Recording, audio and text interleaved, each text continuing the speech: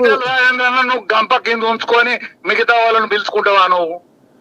మరి ఇప్పుడు కిషన్ రెడ్డి ఉండగానే మరి ఇంకా అమ్ముక్దారి.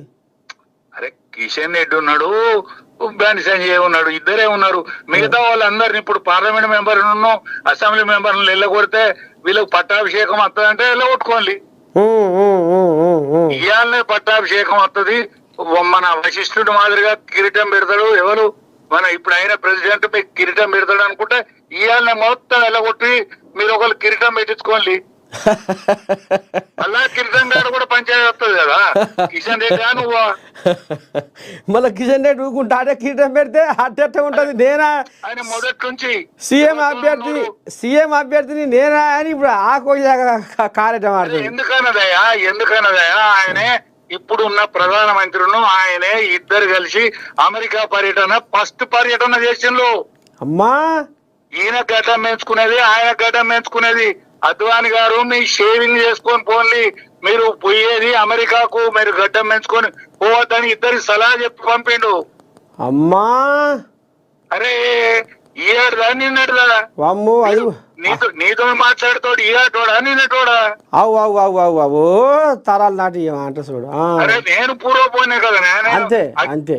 అరే ఆల్ ఇండియా అధ్యక్షుడు అద్వాని గారు ఉన్నప్పుడు నేను ఉమ్మడి వరంగల్ జిల్లాకు అధ్యక్షుడిని కదా. అమ్మని స్వామి రంగు. అదే జనాదేశ యాత్ర రథయాత్రలో చురుగ్గా పాల్గొన్నటువంటి కార్యకర్త కదా వీళ్ళు మాట్లాడుతాడు.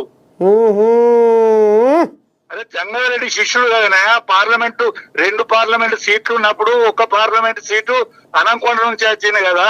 అది దాపటి కోలే అప్పుడు దాని కింద బాగా నేను నడిచిన కోలే కదా ఇప్పుడు మాట్లాడేది. అట్లా మరి ఇవన్నీ నేను అనుభవంతోనే చెప్తాను. సంజయనకు నమస్తే పెట్టి చెప్తాను. సంజయ్ నా ఇను కాపాడు వ్యవస్థను అది కోపానికి రావ కుసుమా, కోపానికి రావద్దు.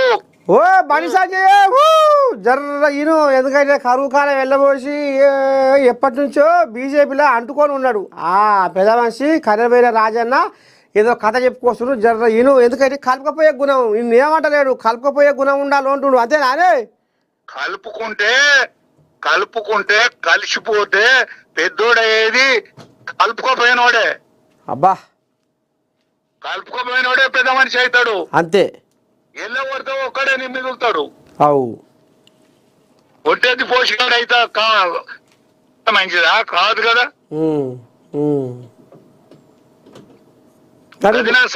మరి మరి ఇప్పుడు రాకపోగా ఇలా పంచాయతీ సలారేనా ఇటునే కాక? ఎందుకంటే మరి పోతే మీరు నోడు చెవులు కుడతాడు. కుడుతురంటావా? అరే వాళ్ళు ఊకుంటారా వాళ్ళు ద్వయం. అరే వాళ్ళు మామూలు వాళ్ళు అనే చరిత్ర సరిదిద్దుతాను, దేశంలో సరిదిద్ది ప్రపంచంలో కీర్తి గడిస్తాను. ఆసేతి హిమాచలం కటక్ నుంచి కటక్ వరకు, అబ్బో కన్యాకుమారి నుంచి కాశ్మీర్ వరకు రాజ్య విస్తరణ కోసం వాళ్ళు తిప్పలు పడతాను. వాళ్ళు ఊకుంటారా? ఎవరో తప్పు చేస్తే వాళ్ళు గ్రహించరా? ఇప్పుడు కట్టే పేడ ఎత్తనే వద్దు, ఎత్తింది ఎంతసేపు చెప్పు. ఇక ఈ కయ్యం పుట్టింది కాబట్టి ఇక ఇక పానం మంచి నక్కు పెడతారా? నక్కు పెట్టేటోళ్ళు మీద ఉన్నారు. అమ్మో దీన్ని ఇడిచిపెట్టవసమా? మరి ఇప్పుడు ఒకటి ఇప్పుడు బీజేపీలో కొన్ని ఏళ్ల సంధి కరువు కాలం వెళ్ళబోసుకుంటా అనుభవశాలిగా ఎంతోమంది ముఖ్యమంత్రులను చూసుకుంటా ప్రధానమంత్రులను చూసుకుంటా ఇవాళ కర్రవేన రాజన్న కాలం వెళ్ళదీస్తుండు. ఇప్పుడు ఈటే రాజేందర్ కేసీరావును కాదని ఇక మరి బీజేపీలో జ్వరపడ్డాడు. సరే ఇన్నాళ్ళ పాటు నడిచింది, ఇంట్లో మల్కాజ్గిరి ఎంపీకి కూడా గెలిచిండు. సరే ఆయన తోటి పార్టీకి ప్రచారం కలిసి వచ్చిందా లేకపోతే అడుగు పట్టిందా అనేది మీ సొంటలకు ఎరికే జనానికి ఎరికే. ఇక ఇప్పుడు ఇది పేడెత్తింది. ఇప్పుడు బండికి ఈయనకు ఐసి కంటే తైసి అన్నట్టుగా పంచాయతీ అవుతుంది. ఇది ఇప్పుడు ఈడే రాజేందర్ కడకు జరిగి ఏమన్నా పార్టీ ఏమన్నా పెట్టబోయే ఆలోచన ఏమన్నా ఉన్నదా? ఒకవేళ పెడితే బాగుంటది అంటవా? ఎంత మాత్రం పెట్టడు. ఆయన అమిత్ షా గారి ఆదేశం మేరకు, ప్రధానమంత్రి ఆదేశం మేరకు మెదిలే మనిషి. ఎంత మాత్రం అది పోదు. బండి సంజయ్ గారే ఓపిక చేసుకొని పెద్ద మనిషిగా, ఒక మొట్టమొదటి నుంచి ఉన్న పెద్ద మనిషిగా, 2 సార్లు పార్లమెంట్ మెంబర్ గా గెలిచిన వ్యక్తిగా, ఇవాళ భారత హోమ్ మినిస్టర్ గా, ఇవాళ సహాయ మంత్రిగా ఉన్నాడు. అమిత్ షా గారిని అడగండి, ఆడికి పోయి మేము పంచాయతీ పెట్టుకోమా, లొల్లి పెట్టుకోమా, ఉన్నోళ్ళని వెళ్ళగొట్టనా అని అమిత్ షా గారిని అడిగితే అయిపోతుంది కదా. ఆయన చెప్పినాక వీళ్ళని అందరూ వెళ్ళగొట్ట లేకుండా బట్ వాళ్ళు అమిత్ షా దగ్గర పోయి అడుగు. నువ్వు ఆయన పక్క పంటి ఉన్నాయి, పక్క పంటే ఉంటాను కదా, పక్క పంటి ఉన్నోడు దూరమా? అంతే అంతే అంతే. నా సొంత ఉన్నోడు దూరం. అదే 13 రోజులు ప్రధానమంత్రి అటల్ బిహారీ వాజ్పేయి అయినప్పుడు నేను మా జంగారెడ్డి గారు మామిడిపాలు పట్టుకుని పోయినాం మేము.